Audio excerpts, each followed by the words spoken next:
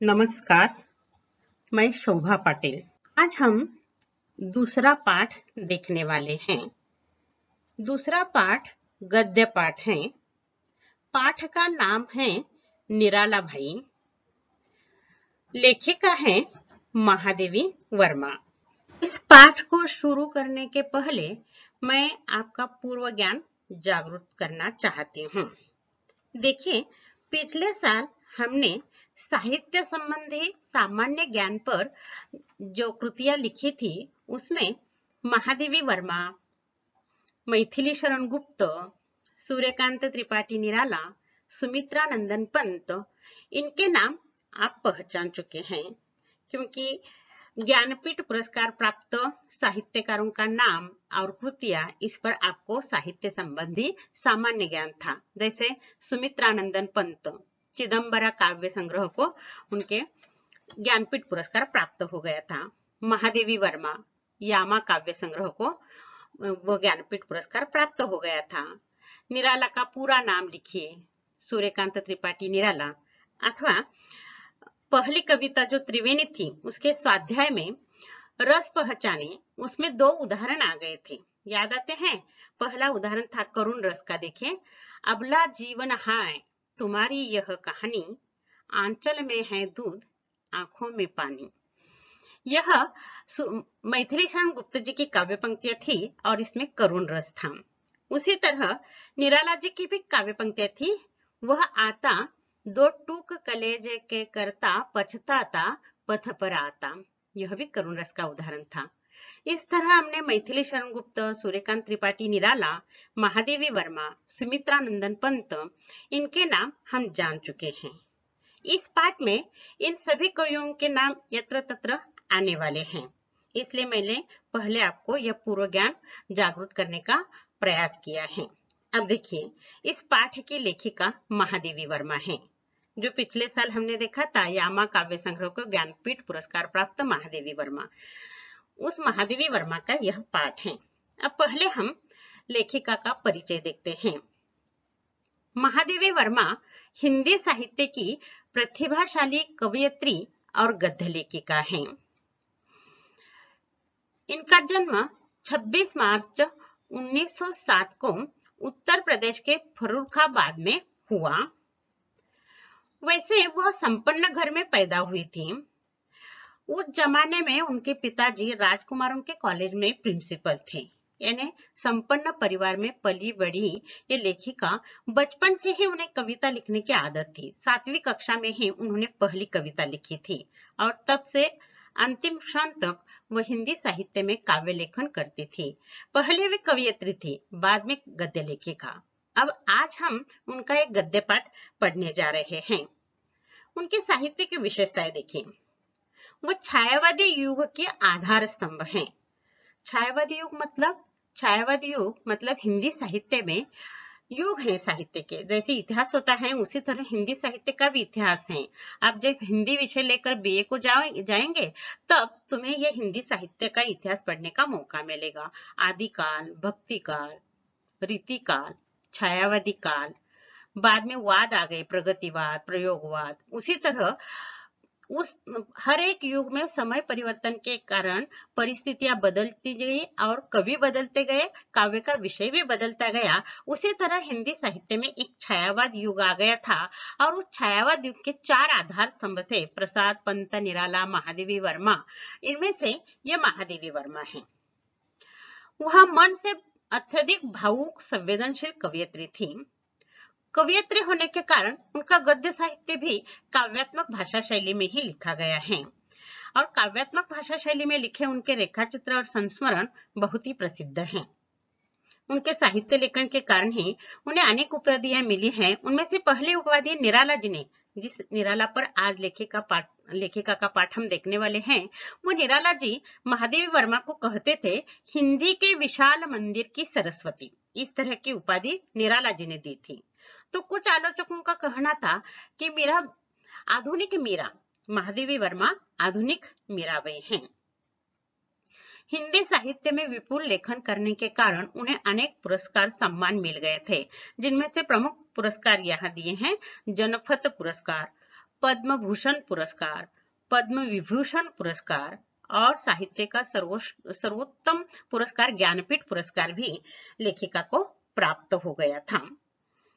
ऐसे महान प्रतिभाशाली कवयित्री का निधन 1987 में हुआ। देखिए, उन्होंने बहुत सारा लेखन किया है। इनमें से प्रमुख उनकी कृतियां का हम यहाँ परिचय देखने वाले हैं। निहार, रश्मि, नीरजा, दीपशिखा, सांध्य गीत, यामा, ये उनके प्रसिद्ध काव्य संग्रह हैं। अतीत के चलचित्र, स्मृति की रेखाएं, ये उनके रेखाचित्रों के संग्रह हैं। पथ के साथी, मेरा परिवार, ये संस्मरण है। आज हम जो निराला भाई संस्मरण देखने वाले हैं, वो पथ के साथी इस संस्मरण संग्रह से लिया हुआ है। श्रृंखला की कड़ियां, साहित्यकार की आस्था, यह उनके निबंध संग्रह भी प्रसिद्ध है। निराला भाई यह संस्मरण है। जैसे कि नवनिर्माणीय कविता चतुष्पदी थी, उसी तरह यह गद्य पाठ संस्मरण है। संस्मरण मतलब क्या? आज तक आपको मालूम है कविता, कहानी, निबंध, यह साहित्य प्रकार आपने देखे हैं। संस्मरण यह साहित्य प्रकार नया है जो आज हम देखने वाले हैं। यह गद्य साहित्य की एक आधुनिक विधा मतलब साहित्य का प्रकार है। संस्मरण में ऐसा लिखा जाता है, हमारे जीवन में नजदीक आए किसी व्यक्ति के स्वाभाविक गुणों और उसके साथ घटित प्रसंगों का चित्रण वर्णनात्मक ढंग से इसमें किया जाता है। इसे संस्मरण कहा जाता है। यानी स्मृति के आधार पर नजदीक के व्यक्ति के संबंध में लिखित लेख।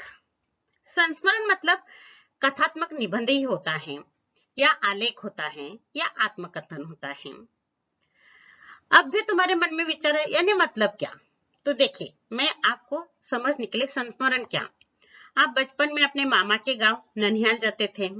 वहां मामा, मामी, मौसी, नाना, नानी, इनमें से कोई ना कोई व्यक्ति तुम पर बहुत प्यार करते थे। तुम्हें प्यार से खिलाते थे, खेलने के लिए तुम्हारे साथ वे मिल जाते थे। तो तुम्हें आज भी उनकी याद आ जाती है, यानी कि मेरा मामा मुझे बहुत अच्छा लगता है, या मौसी अच्छी लगती है, या नानी अच्छी लगती है। अगर आपने मेरी नानी इस पर निबंध लिखा, यादों की, यानी बचपन के जो स्मृतियां हैं उसी के आधार पर अगर आपने मेरी नानी इस तरह का निबंध लिखा, तो वो हो गया संस्मरण। इसे संस्मरण कहा जाता है। अब देखिए, संस्मरण में मनुष्य में उच्च मानवीय भावना जगाता है, क्योंकि तुम्हारे मन में उस व्यक्ति के प्रति आस्था, प्यार होना चाहिए, और उन्होंने तुम्हें बहुत प्यार दिया हुआ होगा, यानी कि तुम्हारे साथ बहुत ही सहृदयता से पेश आए हुए होंगे। तो तुम उस व्यक्ति को याद करते हो, उस व्यक्ति के बारे में बोलते हो, लिखते हो, उसे संस्मरण कहा जाता है। ये पथ के साथी से निराला भाई ये संस्मरण एक लिया है हमारे अध्ययन के लिए, परंतु लेखिका ने समकालीन साहित्यिक सहयात्री जो थे, जैसे मैथिली शरण गुप्त, जयशंकर प्रसाद, सुमित्रानंदन पंत, ये जो कवि थे, उनके बारे में उन्होंने इस पथ के साथी संस्मरणात्मक संग्रह में ये संस्मरण लिखे हैं। इनमें से हम आज निराला भाई ये संस्मरण लिखने वाले हैं। देखिए, यहाँ निराला भाई की तस्वीर दिखाई देती है। अब यह पाठ हम पढ़ने वाले हैं, इसका कोई उद्देश्य है, क्यों पढ़ रहे हैं हम? एक महान कवि का व्यक्तित्व इस पाठ के माध्यम से हम देखने वाले हैं। उनकी स्वाभाविक विशेषताएं, उनका व्यक्तित्व, ये देखने वाले। ये मुद्दे देखिए, पाठ के अध्ययन के उद्देश्य देखिए। इनमें से पहला उद्देश्य है, ये छायावादी कवि हैं। उनका व्यक्तित्व क्रांतिकारी है, मतलब वे प्रगतिशील कवि हैं, विद्रोही कवि हैं। अन्याय के प्रति उनके मन में बहुत चिढ़ थी, और अन्याय का प्रतिकार करते समय उनकी लेखनी बहुत तेज, धारदार होती थी, और वह लिखते थे। उनकी दूसरी स्वाभाविक विशेषता यानी व्यक्तित्व की विशेषता है, यह महान विद्वान थे, परंतु निर्धनता मतलब गरीबी में उन्हें जिंदगी भर जीवन यापन करना पड़ा। परिवार के सदस्य बीच में ही उन्हें छोड़कर चले गए, इसी कारण पारिवारिक सदस्यों का वियोग भी उन्हें सहन करना पड़ा, और उनकी पत्नी असमय में चली गई। घर के अन्य सदस्य जल्दी चले गए, मतलब जब वे 4 साल के थे उस समय उनकी माँ की मृत्यु हो गई। 15 साल के थे तब उनकी शादी हो गई। वह जब 20 साल के हो गए तब उनकी पत्नी चल बसी। फिर दादा दादी, चाचा, भाई, ये सब चल बसे, इसलिए पारिवारिक जिम्मेदारी उन पर बहुत आ गई थी। इसी कारण छोटा सा वेतन और बहुत सारे सदस्यों का उनका पोषण करना पड़ा और इसी कारण गरीबी में उन्हें जीवन यापन करना पड़ा। इस पर तरह तरह के प्रसंग उनके जीवन में आ गए थे। वो प्रसंग यहाँ इस संस्मरण में चित्रित हो गए हैं, हम देखने वाले हैं। उनकी दूसरी विशेषता थी अतिथि देवो भव। ये उक्ति का वो सम्मान करने वाले थे। मतलब अतिथि घर में आ जाता, अतिथि मतलब मेहमान जब घर में आ जाता है वो देवता समान होता है। घर में चाहे कुछ हो न हो, दूसरों से मांग कर वो उन्हें भोजन खिलाते थे, उनका सम्मान करते थे। यह इस पर भी एक प्रसंग हम देखने वाले हैं। वे गरीबी में जीवन यापन करते थे, स्वभाव विद्रोही था, परंतु वे सत्य के मार्ग पर चलने वाले थे। सत्य के प्रति उनकी अत्यधिक निष्ठा थी। वे कहते थे कि सत्य सरल होता है, इसमें किसी भी तरह का भेद या शंका नहीं होती। इसी कारण जीवन में कार्य करना आसान होता था। चाहे परिस्थिति गरीब हो, सत्य के मार्ग पर उन्हें चलना पड़ता था। वो संघर्ष करते थे, फिर भी वे कभी डरते नहीं थे, वे कायर नहीं थे। चाहे किसी भी तरह का संघर्ष संकट करना पड़े, वो निडरता से बिना डरे वह उसके साथ संघर्ष करते रहे। और परिवार के सदस्य चले गए, वे साहित्य लेखन करते थे, परंतु उनके मन में जो वियोग दबा हुआ था, वियोग की व्यथा दबी हुई थी, वो उनके काव्य में उतरी हुई दिखाई देती है। अब तुम बहुत छोटे हो, जब बड़े हो जाओगे निराला का साहित्य पढ़ना शुरू करेंगे तो उनकी एक बहुत लंबी कविता है सरोज स्मृति। ये उनकी बेटी के असमय में मृत्यु हो जाती है, इस पर उन्होंने एक लंबी कविता, महाकाव्य के समान उन्होंने कविता लिखी है, वो आप जरूर पढ़ें। यानी कि यह पारिवारिक सदस्य जो असमय में चल बसे थे, उनका वियोग उनके मन में दबा हुआ था, वो व्यथा उनके काव्य में उतरी हुई दिखाई देते। इस पर भी हम एक प्रसंग देखने वाले हैं। समकालीन साहित्यकारों के प्रति चिंता, संवेदना, आत्मीयता, यह उनके व्यक्तित्व की विशेषता थी। यानी आज के स्पर्धा के युग में हम एक दूसरे से ईर्ष्या करते हैं, परंतु उस जमाने के समकालीन साहित्य मतलब प्रसाद, पंत, निराला, महादेव वर्मा, एक काल में साहित्य कविता लिखने वाले ये सभी कवि थे, परंतु एक दूसरों के प्रति उनके मन में बहुत आत्मीयता थी, उन्हें चिंता रहती थी, संवेदना रहती थी। इस पर आधारित एक सुमित्रानंद पर प्रसंग है, यह भी हम इस संस्मरण में देखने वाले हैं। अगली विशेषता है बड़े उदार और दानशील स्वभाव था। वे स्वयं गरीब थे, परंतु जब पैसे आते थे, किसी को जरूरत पड़ती है, तुरंत वे देते थे। बाद में क्या हो जाएगा ये कभी नहीं सोचते थे। यानी उदारता और दानशील स्वभाव उनका था। इस पर भी एक संस्मरण में प्रसंग आया है, यह विशेषता हम वहां देखने वाले हैं।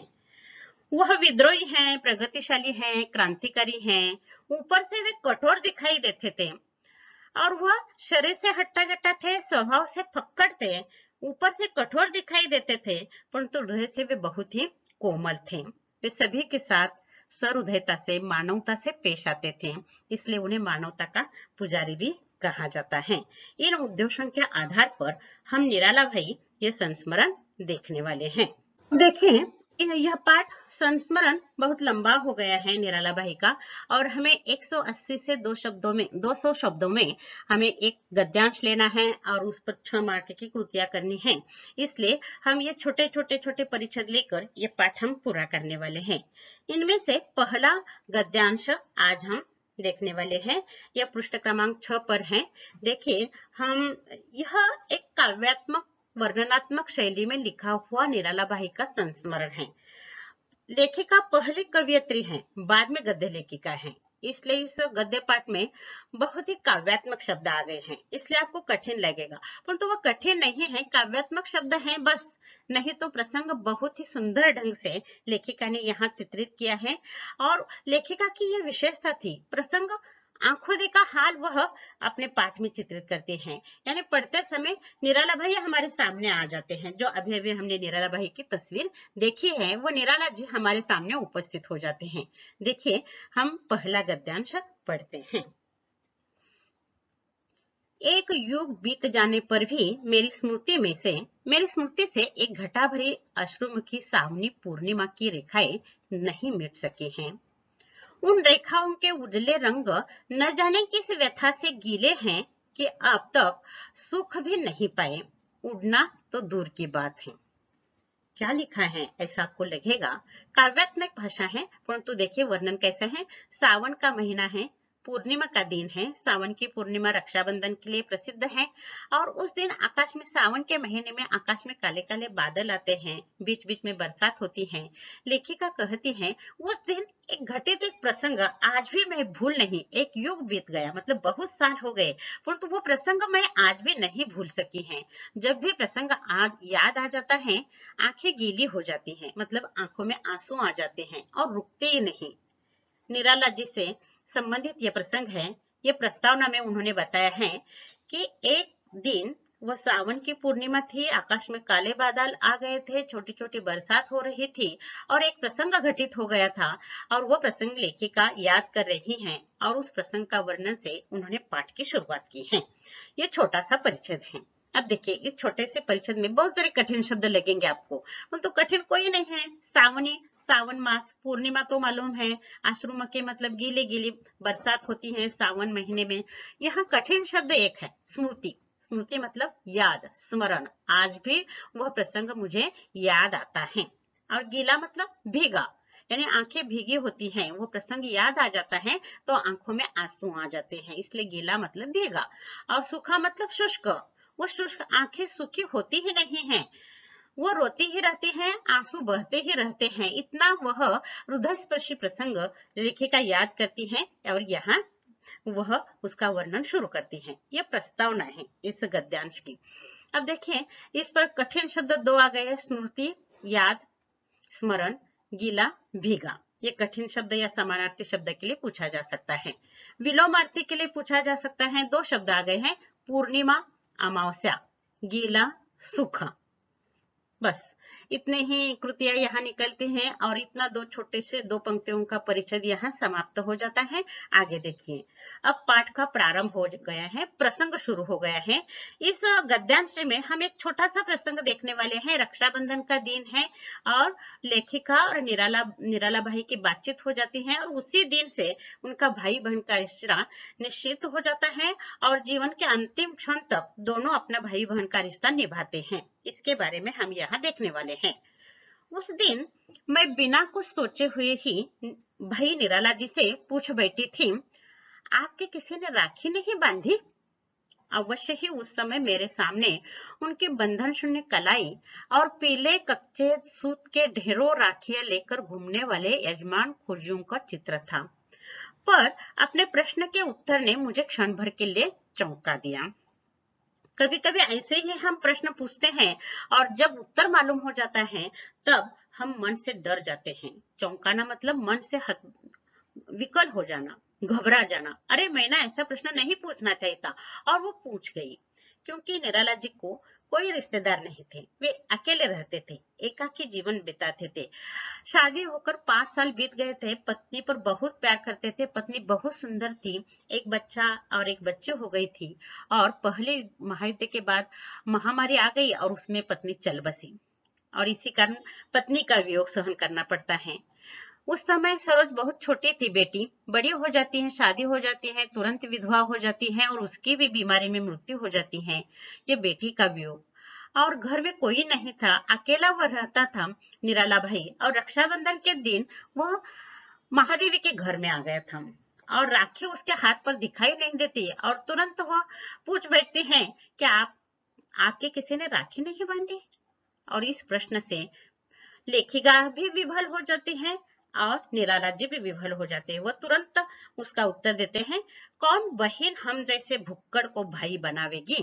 भुक्कड़ मतलब कंगाल, क्योंकि वे निर्धन थे, वे गरीब थे, एकाकी थे, अकेले जीवन यापन करते थे। इतना महान विद्वान, इतनी महान साहित्य कृति लिखने वाला यह साहित्यकार अकेला एकाकी जीवन बीत रहा था और रक्षाबंधन के दिन लेखिका के घर आता है। लेखिका तुरंत राखी के बारे में प्रश्न पूछती है और वो तुरंत इस तरह का जवाब देता है जो लेखिका के सहृदय मन को ठेस पहुंच जाती है।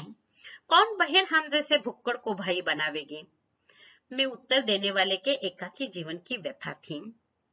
यहाँ चुनौती, यह कहना कठिन है, पर जान पड़ता है कि किसी अव्यक्त चुनौती के आभास ने ही मुझे उस हाथ के अभिषेक की प्रेरणा दी जिसने दिव्य वर्ण गंध मधु वाले गीत सुमनों से भारती की अर्चना भी की है और बर्तन मांजने, पानी भरने जैसी कठिन श्रम साधना से उत्पन्न स्वेद बिंदुओं से मिट्टी का श्रृंगार भी किया है।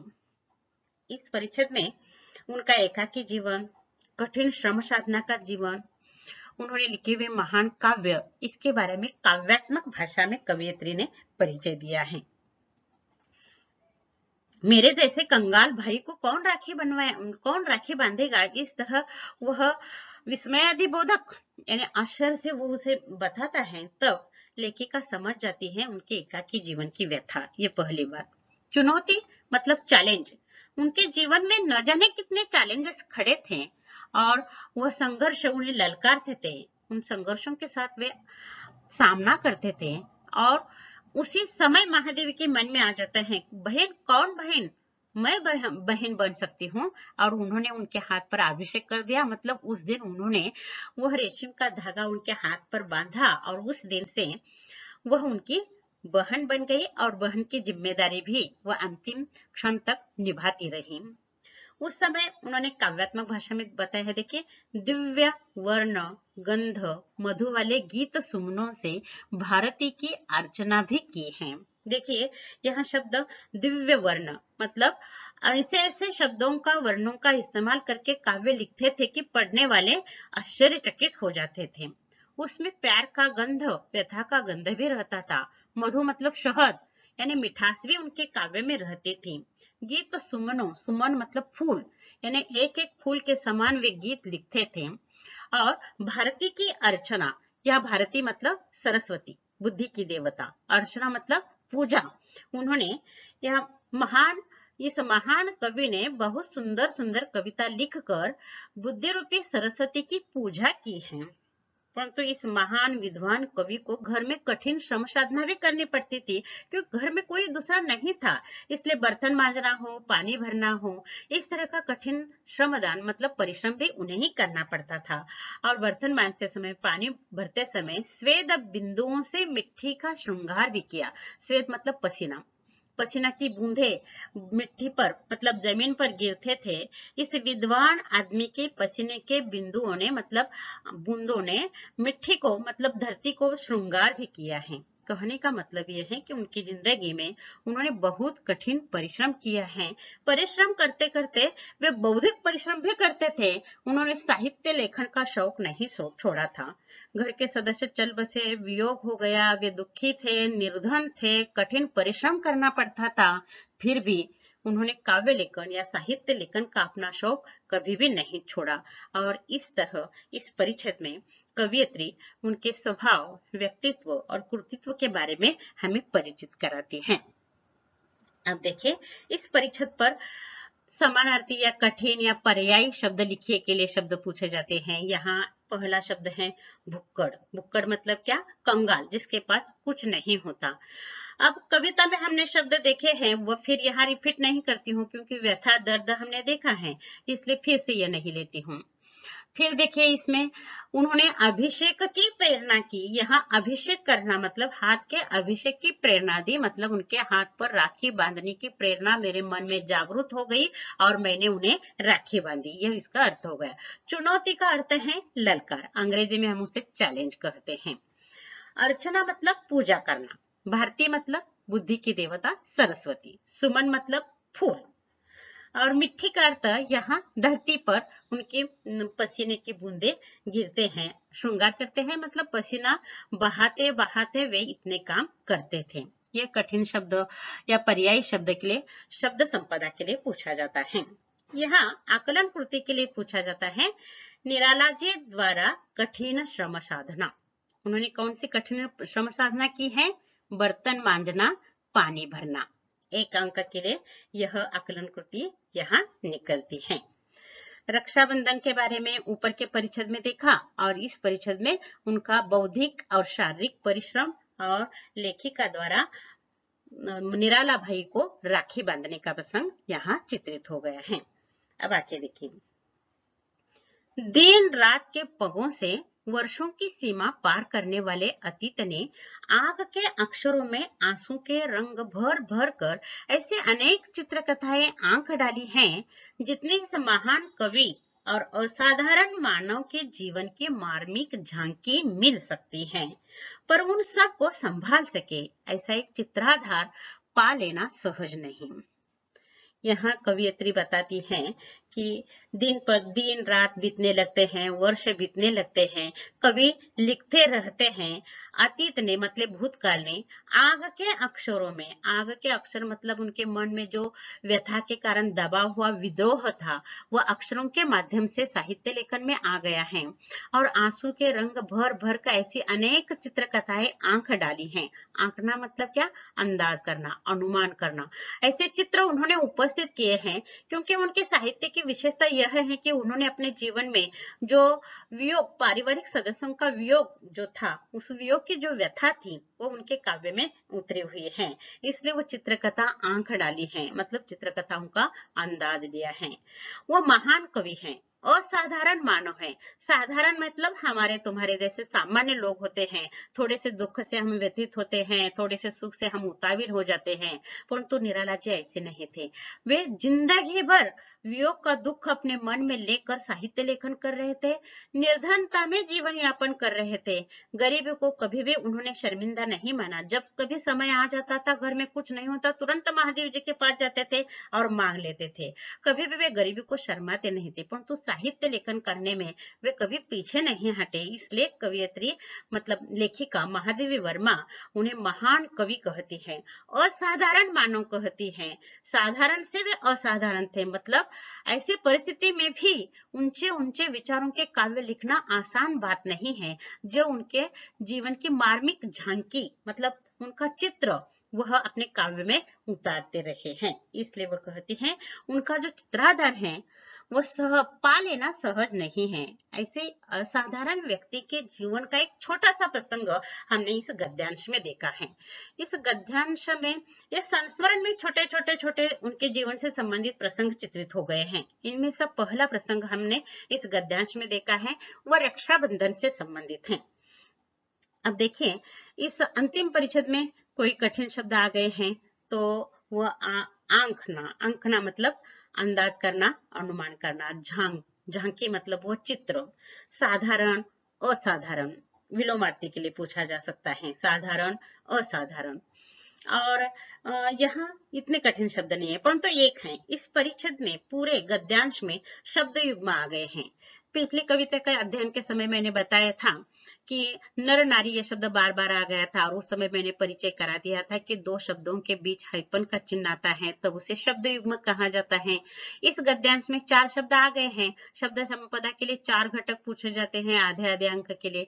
देखिए इस परिच्छेद में 4 शब्द कहाँ कहाँ आ गए हैं, हमें ढूंढना है। देखिए दूसरे परिच्छेद में आ गए हैं यजमान खोजियो, इसमें हाइपन का चिन्ह है इसलिए ये शब्द युग्म है। अगले परिच्छेद में वर्ण गंध ये शब्द आ गए हैं, हाइपन का चिन्ह है 2 शब्दों के बीच में, ये शब्द युग्म है। अंतिम परिच्छेद में दिन रात, देखिए दिन रात के बीच में हाइपन चिन्ह आ गए हैं। फिर और एक शब्द उसी परिच्छेद में आ गए हैं भर भर कर, भर भर भी चलता है, भर भर को यहाँ प्रत्यय लगाए हैं दूसरे शब्द को, परंतु दोनों के बीच में हाइपन चिन्ह आ गए हैं। इस तरह इस गद्यांश में शब्द युग्म, निम्नलिखित गद्यांश में शब्द युग्म ढूंढकर लिखिए। 4 शब्द युग्म ढूंढकर लिखने हैं, यजमान खोजियो, वर्णगंध, दिन रात, भर भर कर। यह शब्द संपदा के लिए पूछा जाता है। पाठ की शुरुआत ही लेखिका ने भाई बहन का रिश्ता किस तरह बना इस पर उन्होंने लिखा है।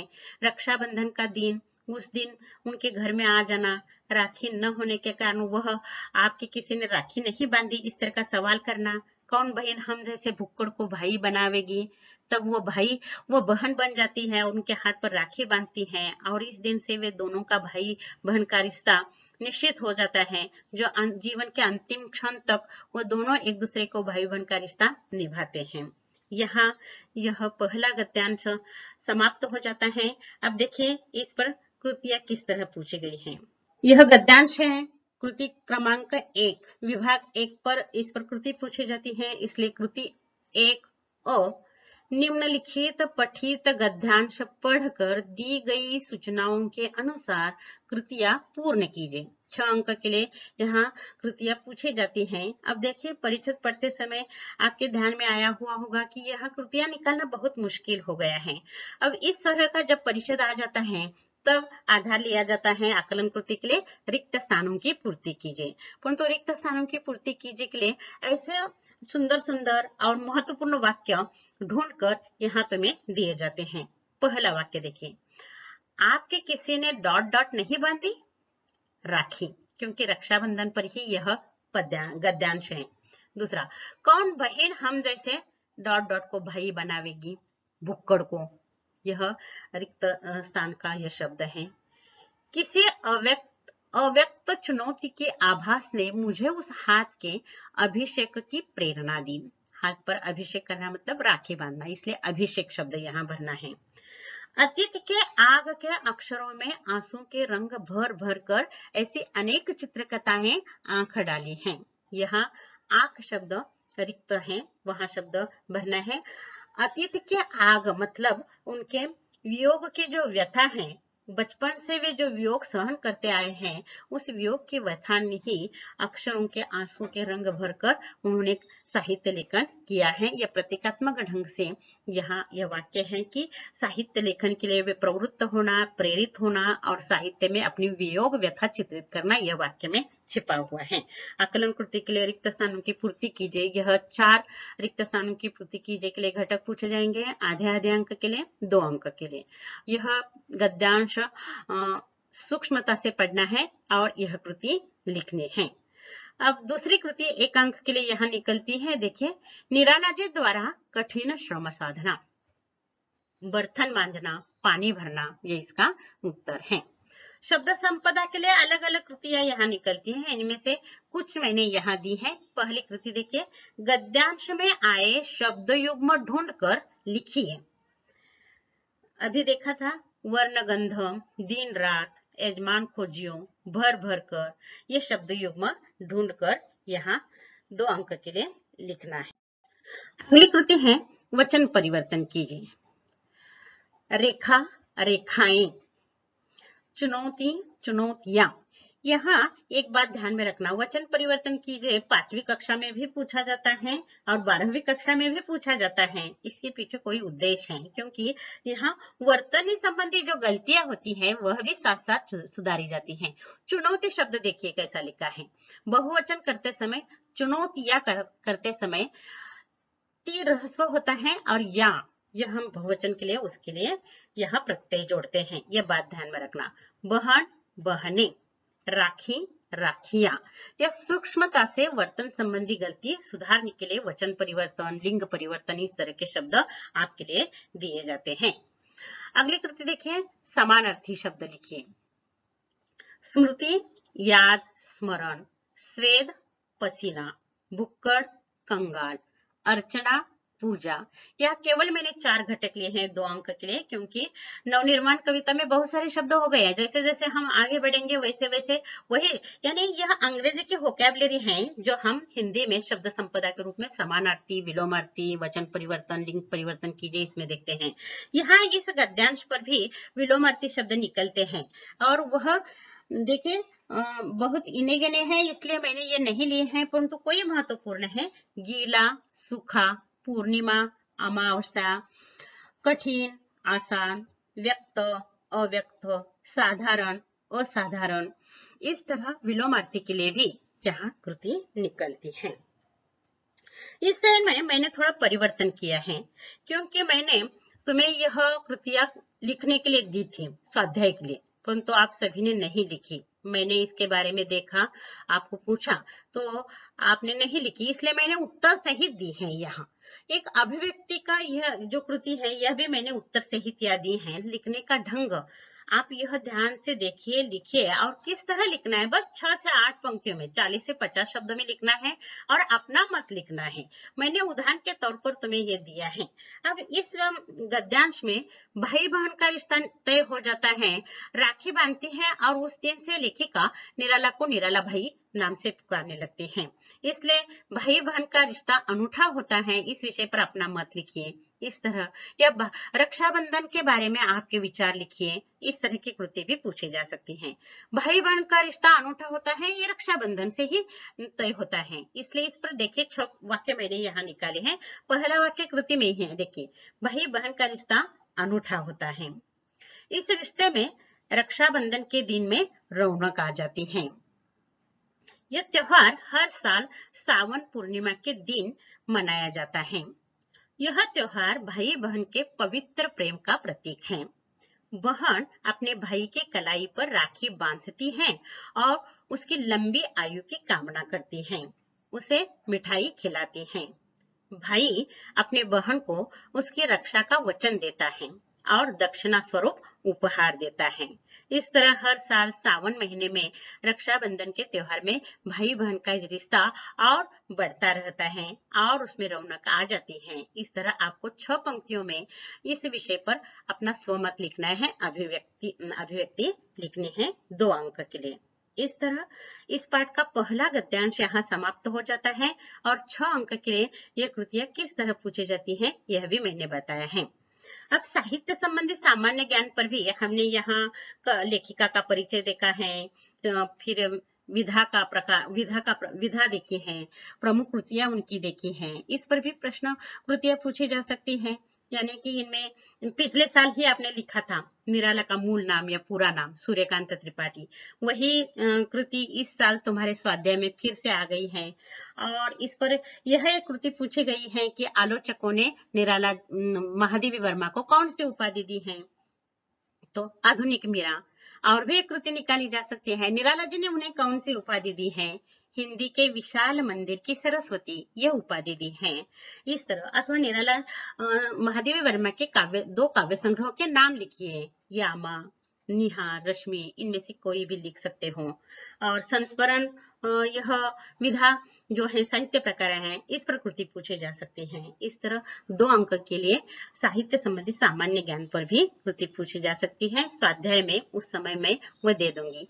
यहाँ पहला गद्यांश और उस पर पूछे जाने वाली कृति समाप्त हो जाती है। अगली कृति हम अगले वीडियो में देखेंगे। धन्यवाद।